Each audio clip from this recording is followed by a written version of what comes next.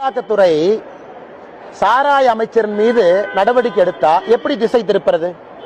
நேத்து TASMAC head குவார்டர்ஸ்ல ride, கரூர்ல சாராய அமைச்சருடைய பினாமிகள் வீட்டில் ரைடு, 2 சாராய ஆலை நிறுவனங்கள் மீது ரைடு. என்ன அமலாக்கத்துறை பிரஸ் நோட் கொடுப்பாங்க? என்ன சொல்ல வர்றாங்க?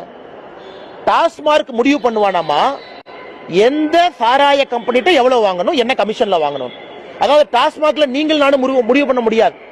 தமிழ்நாட்டில் இந்தியாவில் எத்தனை சாராய ஆலை இருந்தாலும் டாஸ்மார்க்கார முடிவு பண்ணுவான். சாராய அமைச்சர் உங்ககிட்ட எவ்வளவு வாங்கணும், உங்ககிட்ட எவ்வளவு பாட்டில் வாங்கணும், அதுல எவ்வளவு பாட்டில் ஃபர்ஸ்ட் ஸ்டாண்ட்ல வாங்கணும், எவ்வளவு பாட்டில் செகண்ட்ஸ்ல வாங்கணும்.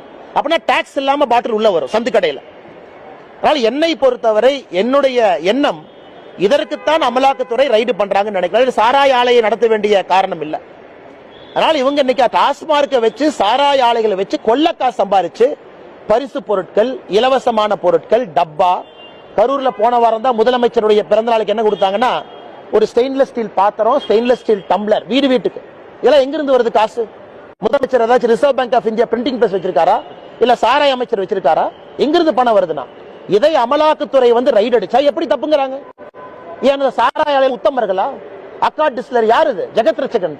நேற்று அமலாக்கத்துறை ரைடு பண்ண அக்காட் டிஸ்டிலரி ஜெகத் ரட்சகன். இது முதல் முறை இல்ல, இதற்கு முறை ரைடு பண்ணி 1000 கோடி ரூபாய் வரி ஏய்ப்பு பண்ணிருக்காங்க. போன ஆண்டு தான் சொன்னாங்க ஐடி இன்கம் டாக்ஸ். இவங்க எல்லாம் உத்தமர்களா? இவங்க எல்லாம் புத்தா மட்டத்தில் உட்கார்ந்து தியானம் பண்ற ஆட்களா?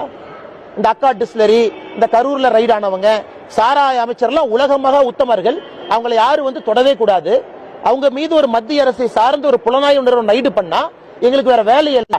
நாங்க தான் 3 மொழி கொள்கையை தீர்க்கமா பேசணும். நாங்க திசை திருப்புறோம். அதே 3 மொழி கொள்கையை வெற்றி வாய்ப்பாக தமிழகத்தினுடைய தலையெழுத்தை நிர்ணயிப்பதாக நேரடியா களத்துல சந்திக்கிறோமே, நாங்க என்ன திசை திருப்புறோமா? இவங்கள மாதிரி ஓடி ஒளிஞ்சு 3 மொழி கொள்கையை எதிர்கொள்ள முடியாம தொகுதி மறுசீரமைப்பு நாங்களா திசை திருப்பணும். ஆனால் துணை முதலமைச்சரும் அமைச்சர்களும் பேசும்பொழுது சென்ஸ் இருக்கணும். நேரடியாக நாங்கள் எதிர்கொள்கின்றோம். இவங்கெல்லாம் புத்த மத பிச்சுக்களா? சாராய அமைச்சர் புத்த மத பிச்சா? இல்ல அக்காட் டிஸ்டிலரி ஜெகத் ரட்சகன் புத்த மத தூதுவரா? ஏன்னா உலகமாக நல்லவர்கள் மாதிரி பேசுறாங்க பாருங்க. இதை விட கொடுமை என்னென்ன இருக்கும்?